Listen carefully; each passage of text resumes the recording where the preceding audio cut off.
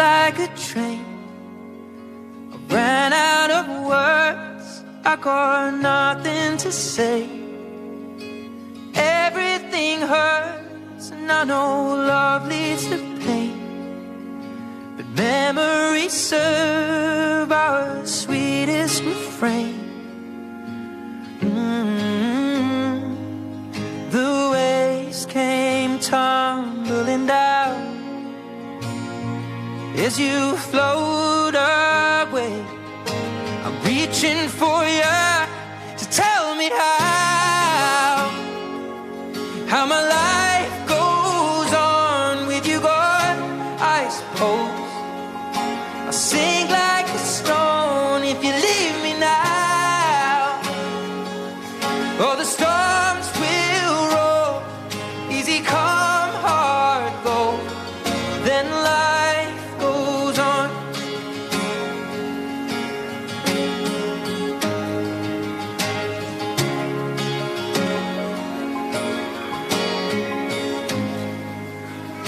I miss the flames, the heated reserve. Oh, I remember the way that you put me first. What a heart-wrenching shame that you'll never know, just like tears in the rain. A constant gray in the clouds. When I hear your name, I think of love. So tell me how my life goes on with you gone. I suppose I'll sink like a stone if you leave me now. Oh, the storms will roll, easy come, hard go, then life goes on. Hey, yeah, life goes on. Hey, yeah, I watch the sun setting down. I am so afraid. I need you now to tell me how my life goes on with you gone. I suppose I'll sink like a stone if you leave me now. Oh, the storms will roll, easy come, hard go, then life goes on. Easy come, hard go, then life goes on.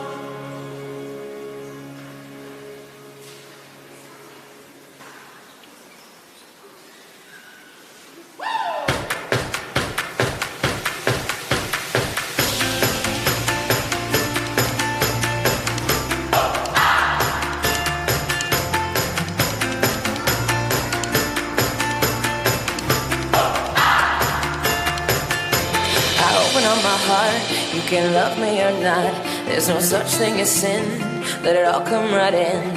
I wanna make some mistakes, I wanna sleep in the mud, I wanna swim in the flood, I wanna fuck till I'm done. I like whiskey on ice, I like sun in my eyes, I wanna burn it all down, so let's start a fire. I wanna be lost, so lost that I'm found, naked and laughing with my blood on the ground. My blood on the ground. I am here, I am here. I've already seen the bottom, so there's nothing to fear. I know that I'll be ready when the devil is near.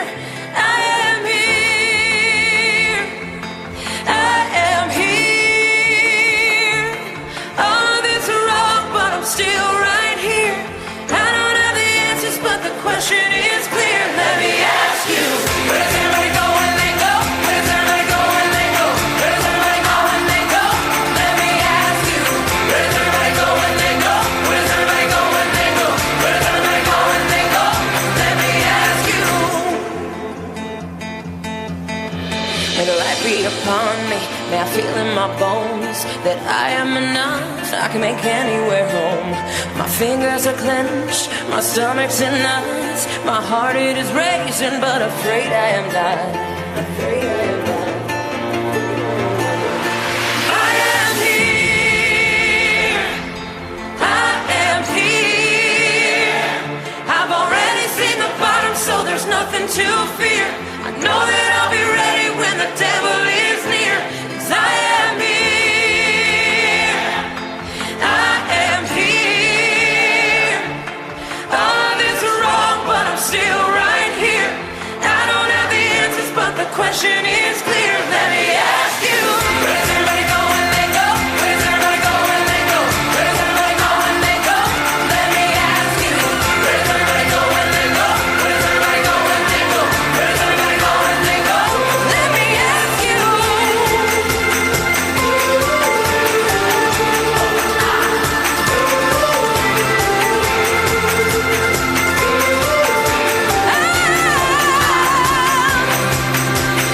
I can think of 1,000 places much worse than this,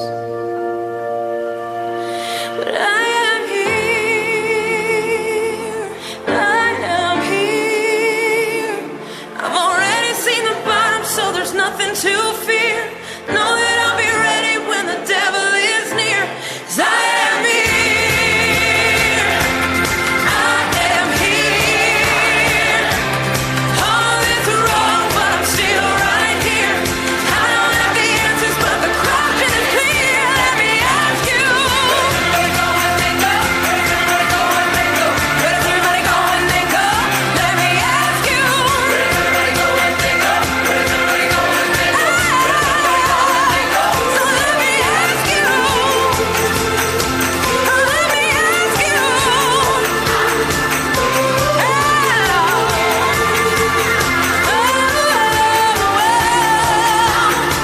So let me ask you.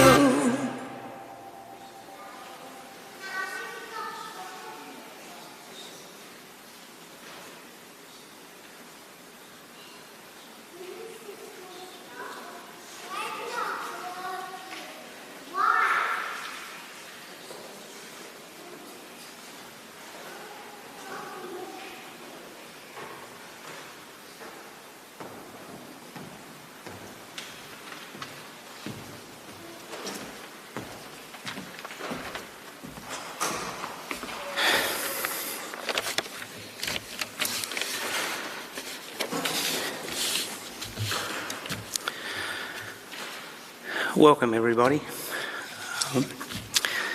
Before I get started, and just so I can keep it together, just some thank yous. First, a thank you to Kim today for agreeing to MC the memorial.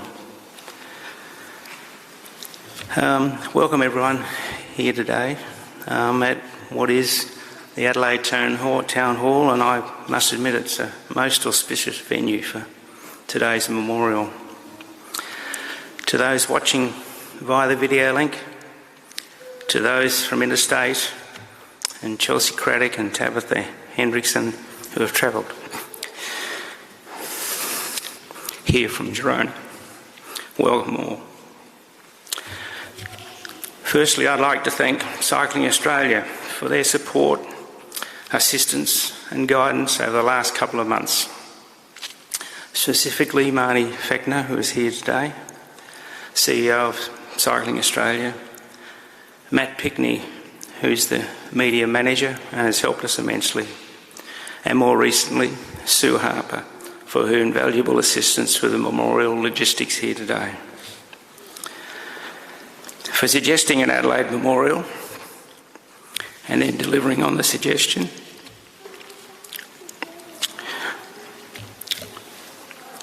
A very special thank you to Al Rhodes for organising today's memorial.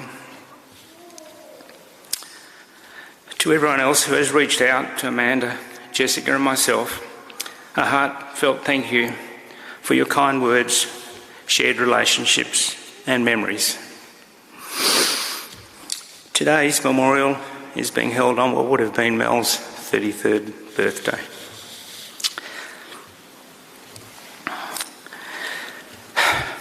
We have constant reminders of Melissa in our lives, and we reflect on her absence daily.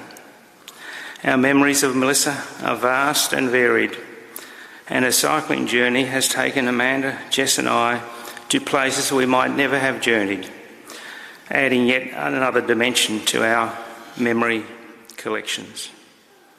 All made possible for us because a young girl seized the moment she was offered and made it her own.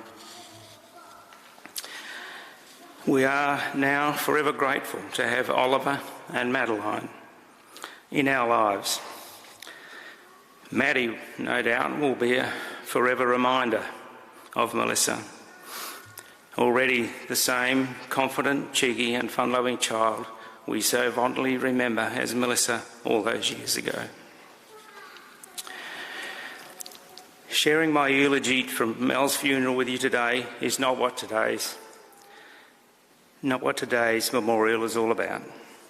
Whilst we are still grieving, today is about celebrating Melissa, celebrating her love of life, the friendship she valued, the achievements and her triumphs. I would now like to hand over to others who would like to share with you their own memories and reflections on life with Mel. Thank you all for coming today, for joining us online, and a thank you to those sharing their memories with us here today. Thank you.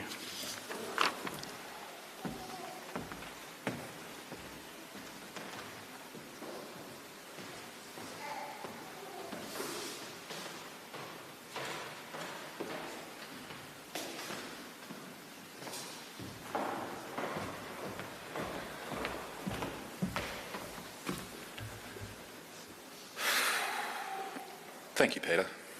I cannot fathom the conflicting emotions that you and Amanda and Jessica are going through at the moment.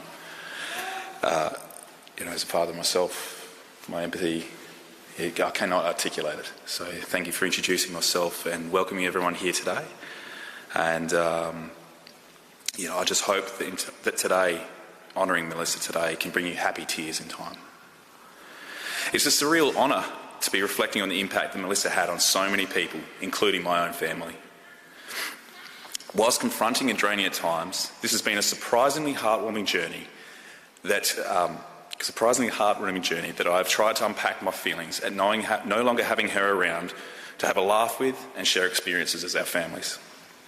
I've gone through countless memories of the caring, funny and joyfully mischievous woman that she was. Melski, as I used to like to call her, would, without fail, make me laugh.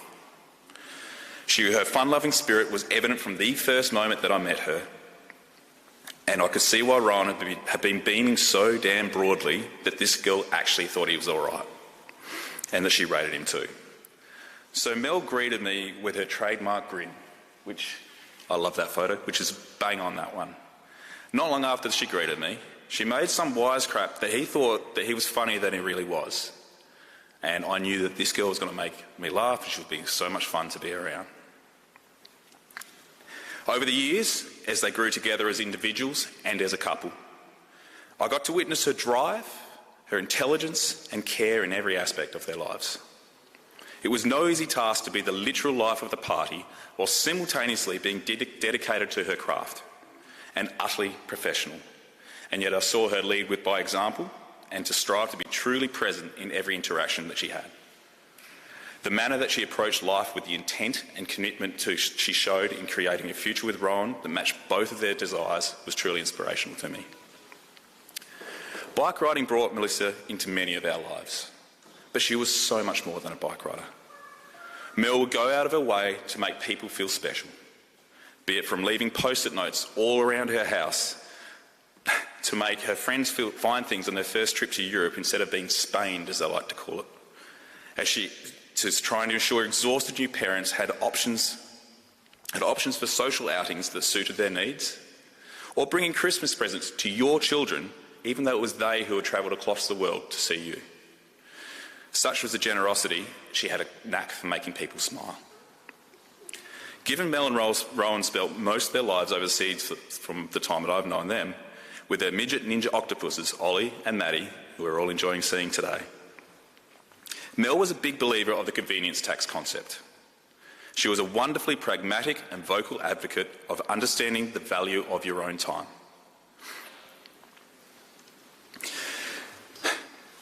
Apologies there. And in a world of competing priorities. And such was her mischievous nature, she would often use abrupt adjectives to make a point in a manner, make a point in a manner that would make a sailor blush, and in the same moment while simultaneously cry with laughter when they admitted that she was right. The humorous pragmatism is something that I loved and I admired and will always try to emulate in my own life.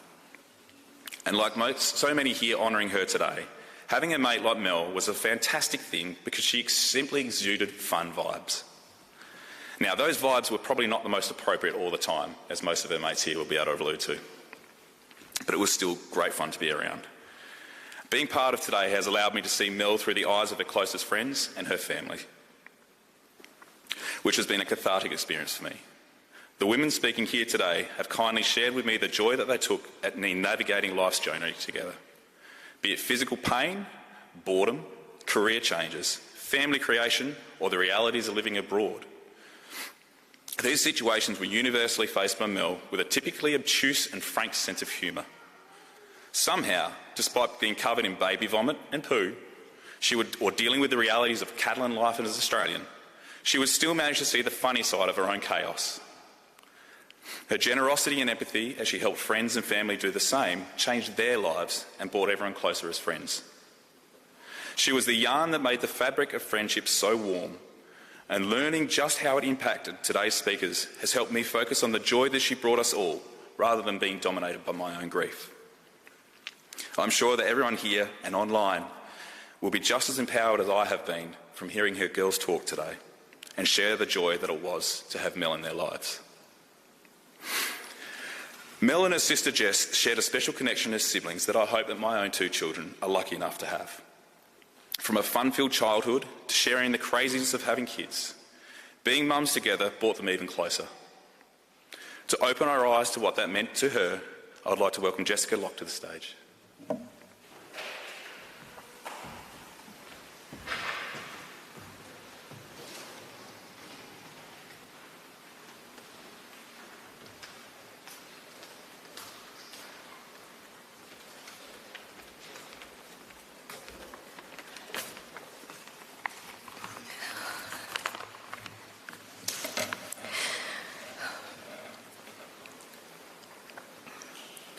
Speaking about you is still so hard. I know in time it will get easier, but right now it is still so raw and there is still so much sadness. Mel, Lissa, Melissa, Smelly, Hoskins. She answered to a lot of things. She was so much to so many people. But to me, she was my sister and best friend.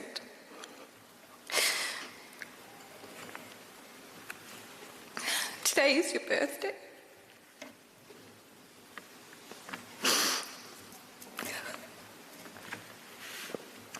And this one was going to be extra special as you were here in Australia, home from Europe, for the first time in a long time. Melissa sacrificed so much over the years. She missed out on so many birthdays, Christmases, weddings, everything. This year we're on a mission to take that back. And that all started with her sister's only trip to the Hunter Valley for her birthday. She booked it as a surprise for me a few months ago. We should have been there 2 days ago, celebrating and catching up on so much time apart.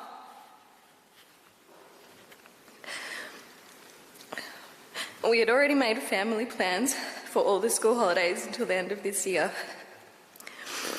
I'm so sad that we didn't get the chance to catch up on all that time apart. I have so many beautiful memories that I will cherish forever. Growing up, we had it all. We had the bush, the pool, the beach on school holidays, our dog, our chickens, and Melissa's imaginary friend Danielle. But most of all, we had each other. I have a green Kermit the Frog mug that I use every day for my cups of tea. Melissa bought this for me when we were in London watching her in the 2012 Olympics. That mug, a sister's friendship bracelet, and a Spanish cereal bowl she gave me have now become some of the most precious things that I own.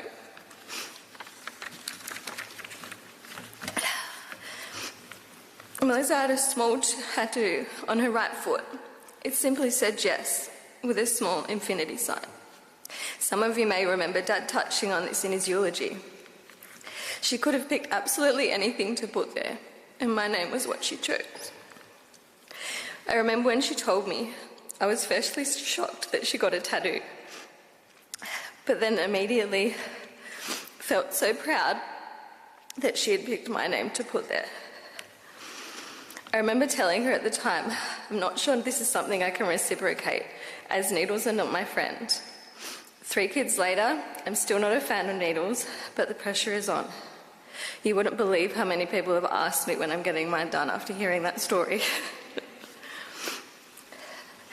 Melissa's cycling took her all over the world, and even took me to a few places I probably wouldn't have travelled to, like Moscow for the Junior Worlds in 2009.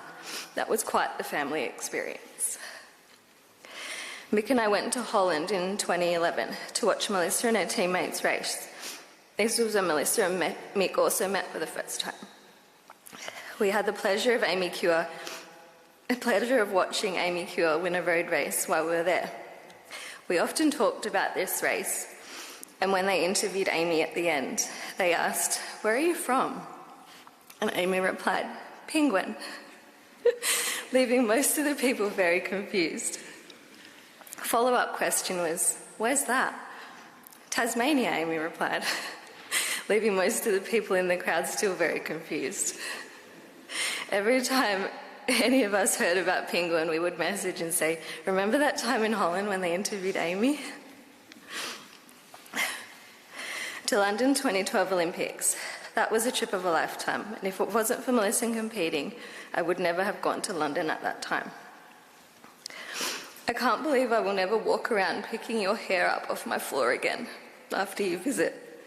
Those who know Mel well knew that she could mould, and I would walk around seeing her hair on the floor for days after a visit. I still go to message and call you all the time.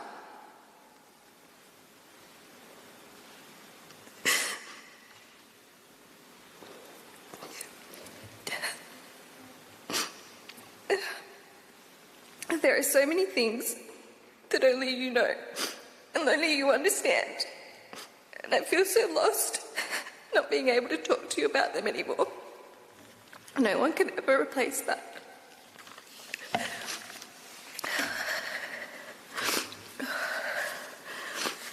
I can't believe there will be no more messages to each other like, "You wouldn't believe what the kids did today," usually followed by a picture of something disgusting or hilarious.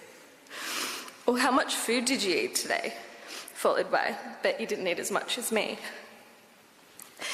Or she would send me random pictures of kids dressed in the same outfit saying, "Remember when Mum used to dress us the same?"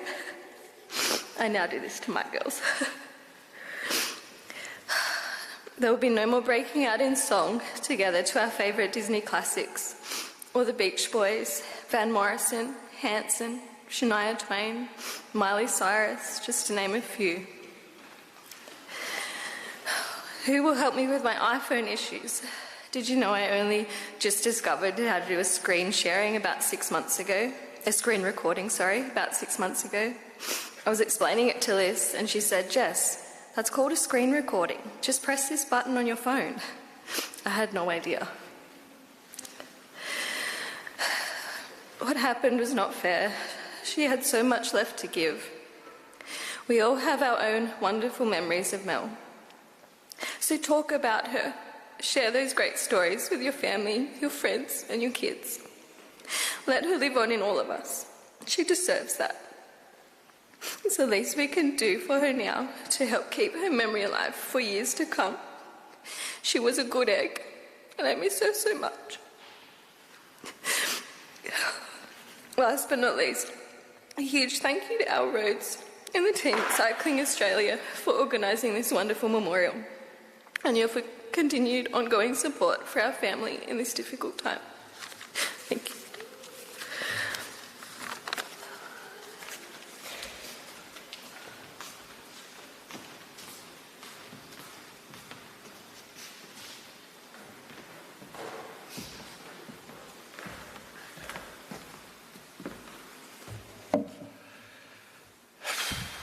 Having recently moved to Tasmania, I can confirm everyone still laughs about penguin, and that's the Tasmanians.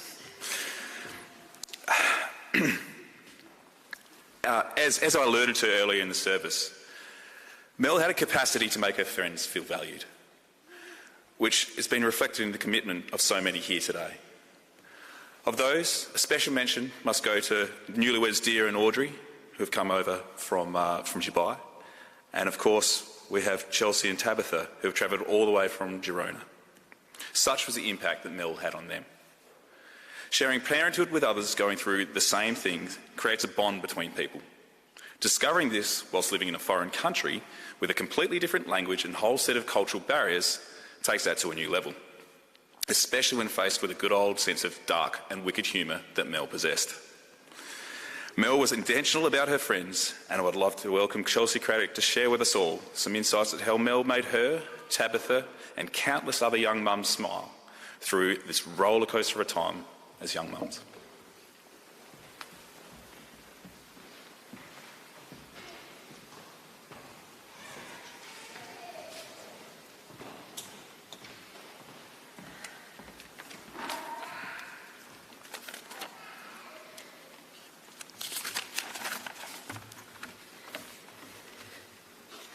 I didn't know Mel during her cycling career, but I can confirm her selfless spirit continued after her retirement. Mel and I became friends as we entered motherhood. Ollie was born 2 weeks before my daughter. We were both based in Girona at the time and both married to professional cyclists. Our kids hit the 4-month sleep regression at the same time, and she messaged me with her typical colorful commentary. Neither of us was sleeping, we were first-time moms, and we had absolutely no clue what we were doing. We instantly became close and spoke daily. There were times when raising our families in Europe was beautiful. We took the kids to Madrid to meet our husbands at the end of the Vuelta de España and took a family trip together to Disneyland Paris. There were also times that it was incredibly hard. Living in a foreign country is difficult, especially when you start raising kids. We didn't have the help of our families, and our husbands were constantly traveling and were under the pressure to perform well in races. We had to figure out what kinds of baby products didn't give our kids random rashes, nap schedules, and how to feed our kids. And as they got older, we had to figure out schools, disciplining, and how to balance being moms, wives, and the people that we wanted to be outside of those things. Mel was constantly on my team, and together we figured out how to raise our kids and shape our families in the way that we each individually wanted to. Mel was a good friend. She was my best friend. She was loyal and trustworthy. As our children grew, we found a great group of mom friends. She was intentional with her friendships and made sure that we got together constantly. Life gets busy, and although we'd get together with our children, a lot of those hangouts can end up in half-finished conversations while we're watching, chasing, and comforting small people. Even though we were all exhausted at the end of the day, we'd put our kids to bed and head out to monthly dinners with each other. We'd stay out way too late and would wake up exhausted the next morning, but it was always worth it. She was real. We shared our successes as well as our most embarrassing failures with each other. Nothing was off the table. She accepted us for our flaws. She embraced us when we showed them, and she allowed us to feel safe around her in any situation. You never had to guess where her loyalty was, and she made it clear that we were all priorities to her. She was generous and helpful and would go out of her way to help her friends figure out any situation. She was a planner and an executor, as was evident in the way that she tackled the move from Andorra to Australia. Before she moved back home, she planned a trip for us all to Barcelona. We'd spoken of it earlier in the year, and she was the one who planned it and made sure it happened. Mel was cool. She was really, really cool. She drove a motorcycle to Mom's nights and had the most fun style. She was an incredible cook. A few weeks before she moved back to Australia, we decided on a whim that our families were going to celebrate Thanksgiving early together. She had cooked all day and honestly created the best Thanksgiving dinner that my husband and I had ever had. And as Americans, we've had an entire lifetime's worth of Thanksgiving dinners. She was handy and knowledgeable and could fix so many things. If she wasn't sure how to do it, she'd figure it out. The time and care she put into creating a home for her family was evident, and her garden hedges were beautifully shaped in every single home they lived in. She had this uncanny ability to relate to anyone, regardless of their age and gender. There were so many times that we'd be out, and I'd sit back and watch her connect with people from all over the world about any subject. She made people feel connected and comfortable. Whenever I was having a hard time understanding my husband's side of things, she always had input as to what was going on in his life as a cyclist, things that I couldn't see or understand. She rooted for the best and for my family and for my marriage. Mel was fiercely protective of her family and friends. She saw the best in all of us and fought for it. When the kids were having a tough day or made mistakes, she saw and fought for the good that she knew was inside of them. Ollie and Mads made her laugh so hard and brought so much joy to her life. When we were out with the kids, she was fully present. We'd go to birthday parties and she and I would be in the bounce houses or on trampolines with the kids. She always said she wanted Ollie and Mads to remember her as the fun mom and as the mom who was fully in it with them. It was always abundantly clear that her family was her greatest blessing and achievement, and that nothing was more important to her than Rowan and the kids. Mel, Rowan, Ollie, and Mads are family to my family. It's abundantly clear that we've all lost so much. She was an incredible friend, mom, wife, daughter, and sister. She brought people together and was the most intentional, loving, real, and present friend to us all. I will always respect and admire her. It was a gift to be her friend.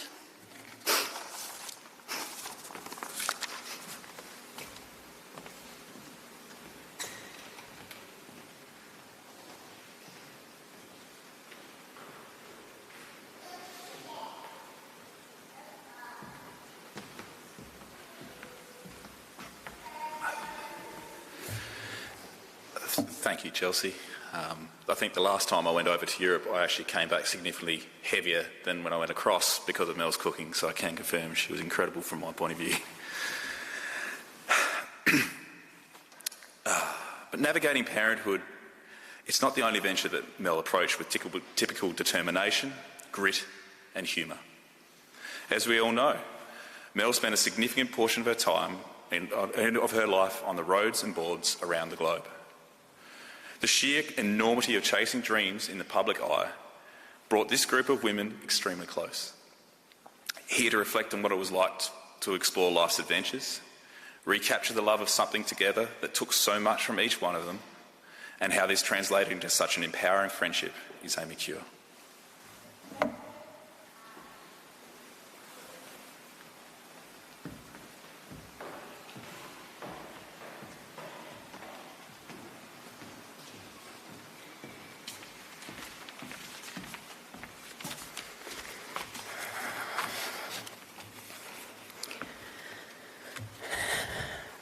It's impossible to put into words my gratitude and love for this beautiful, wonderful woman, but here goes my attempt.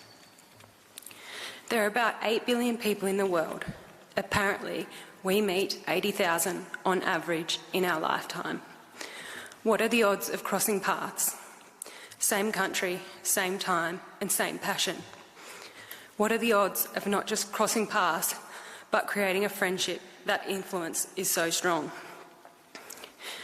When I think of Mel, I see thick brown hair, clear blue eyes, and an infectious smile. She is fearless. I see a young woman with an unbreakable connection with her parents, a bond based on unconditional love and nurturing.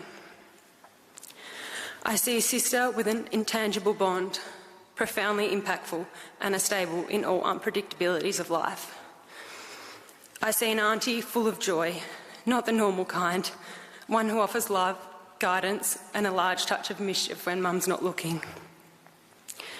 I see a cyclist with strength, power, and resilience. The courage not only to lead a team, but to lead a nation.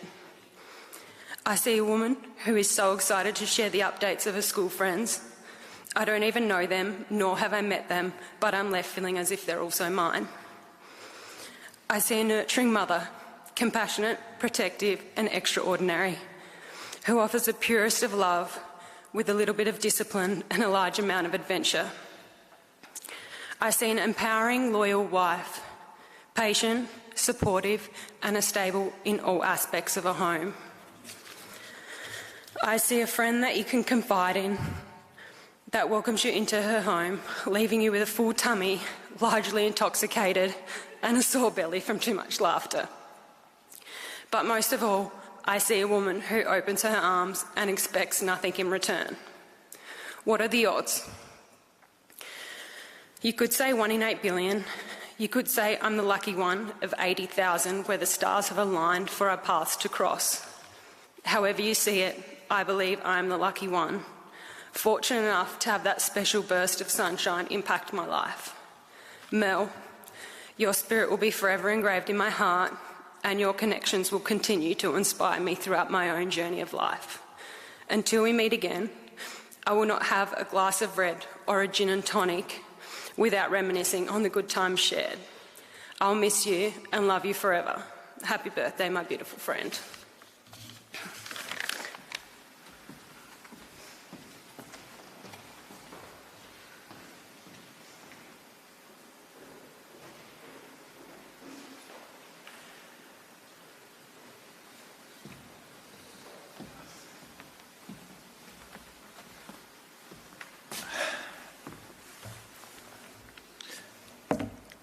Thank you, Amy.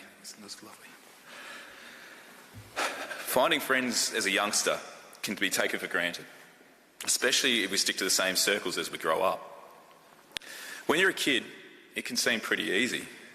Oh, you like ice cream. Hey, I like ice cream. Oh, you like horses. I like horses too. Do you want to play? Sweet. But as an adult, this becomes infinitely more difficult.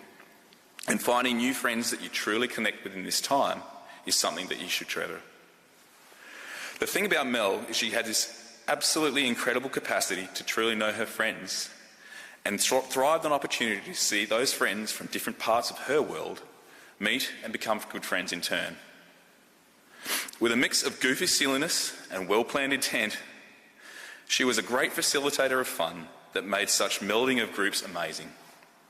And here to give insight to what finding such a friend is in this time of her life meant to her is Emma Bedford.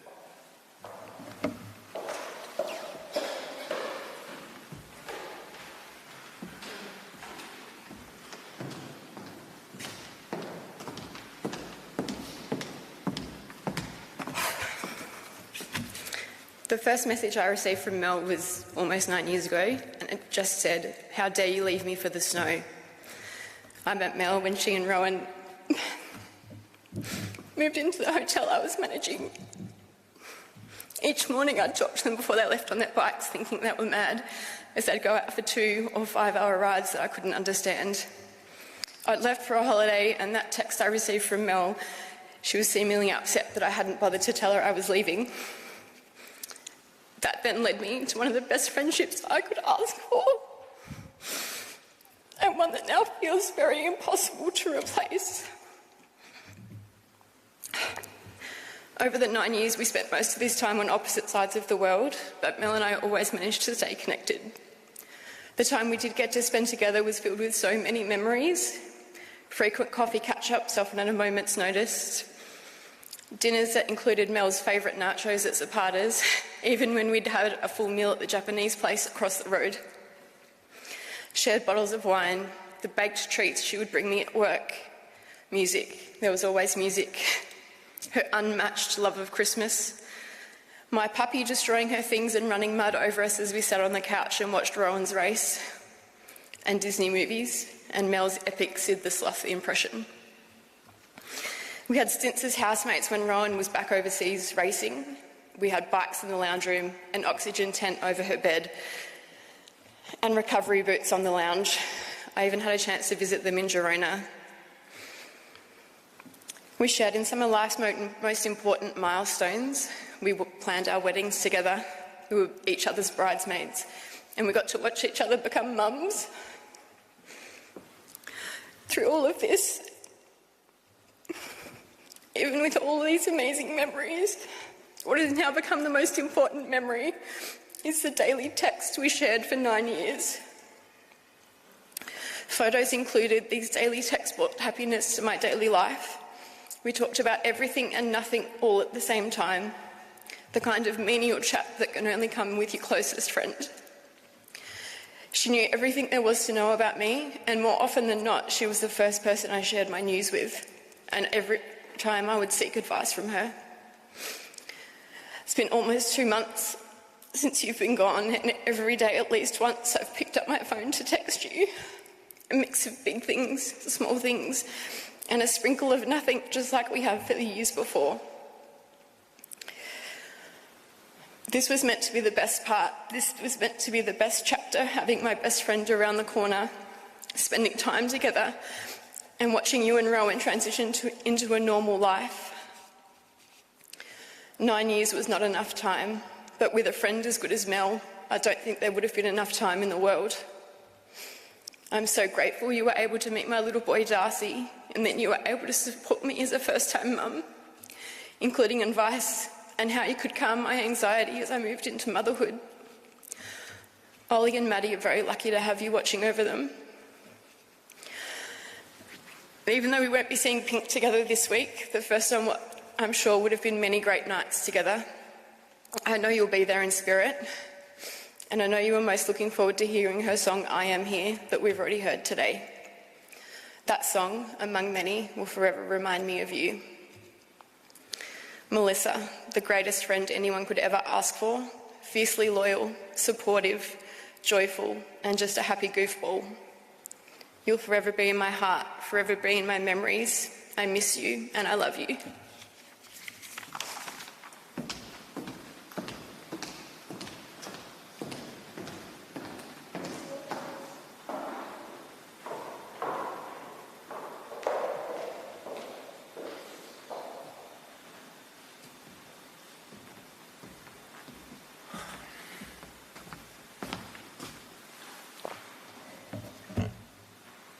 Thank you, Emma.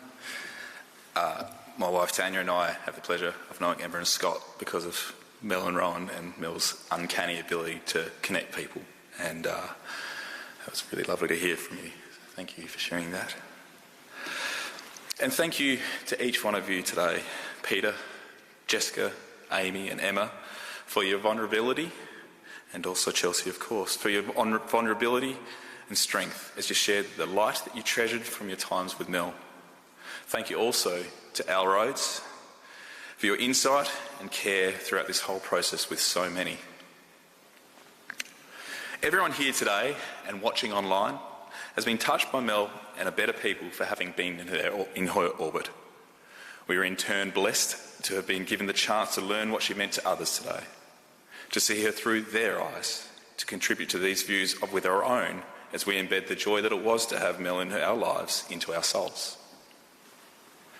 Loyalty, stubbornness, mischievous, loving, entertaining, humorous, and genuine. These are the common themes that repeatedly came up when I have spoken to people as we've reflected on how good it was to be her mate. All these combine in my favourite memories of my family's times together with Mel and Rowan's families. From warning me about wearing socks on their stairs in Girona, to her genuinely body-shifting guffaws as she cried with laughter at me flat on my bum later on, to watching in awe, to bleary-eyed phone calls from a hospital bed in Germany, with absolute fear and being so scared about how sick she really was and what to do when she was that sick in a foreign country. To watching in awe as she crossed the finish line, arms spread wide, before proceeding to honour my pregnant wife straight off of that podium and with those same arms wrapped around her in pure joy at us growing our first child. These memories and countless more are imprinted in my psyche. A lover of donkeys, gin, wine, and anything that would facilitate a good bit of old humour. To know Mel was to know life, and my word were our lives, enriched by having her in ours. So here's to you, Melissa Marie. Happy birthday, our friend. May the sun follow you always in our memories, and just like those flowers that you treasured in your time among us. Thank you.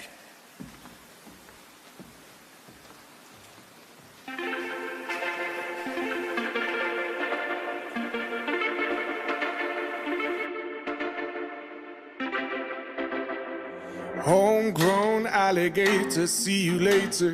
Gotta hit the road, gotta hit the road. The sun ain't changed in the atmosphere, architecture unfamiliar. I could get used to this. Time flies by in the yellow and green. Stick around and you'll see what I mean.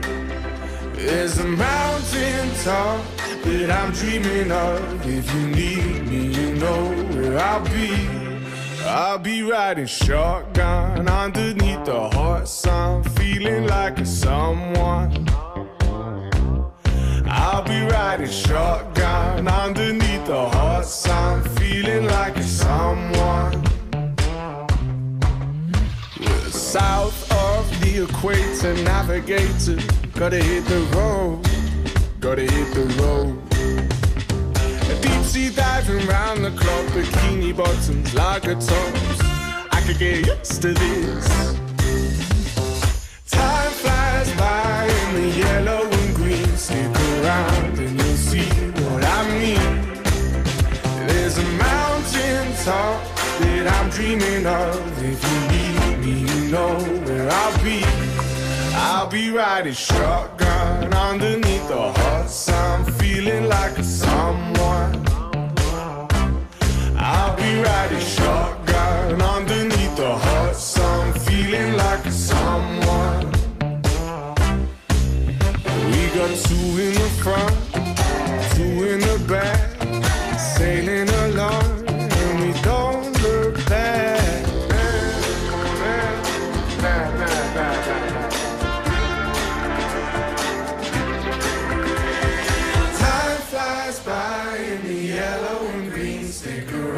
And you'll see what I mean. There's a mountain top that I'm dreaming of. If you need me, you know where I'll be. I'll be riding shotgun underneath the hot sun, feeling like a someone. I'll be riding shotgun underneath the hot sun, feeling like a someone. I'll be riding shotgun underneath the hot sun, feeling like a someone. I'll be riding shotgun underneath the hot sun, feeling like a someone, a someone, a someone, a someone.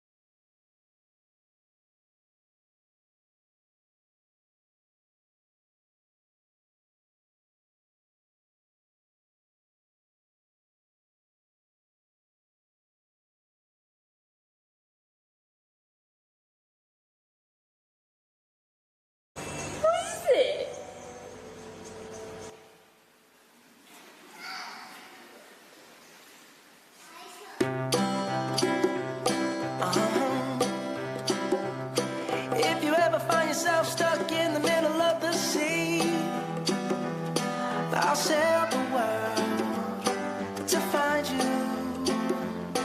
If you ever find yourself lost in the dark and you can't see, I'll be the light to guide you.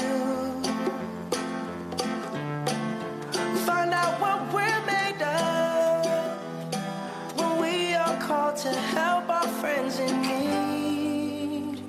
You can count on me like 1, 2, 3, I'll be there. And I know when I need it, I can count on you like 4, 3, 2, and you'll be there. 'Cause that's what friends are supposed to do, oh yeah.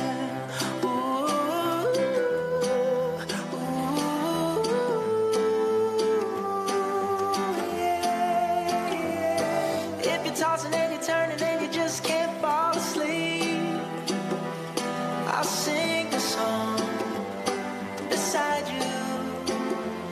And if you ever forget how much you really mean to me, every day I will remind you. Oh, find out what we're made of when we are called to help our friends in need. Can't have my voice overtake that beauty, although I reckon Mel would give it a good crack. If you'd like to make your way out to the side and have some drinks and share our memories and have a try and smile and remember the brightness, which is why we're wearing bright things today about, like Emma said, the wonderful goofball that Mel was. Please, if you wanted to make your way out to the side and join us to have a chat. Thank you for your time, guys.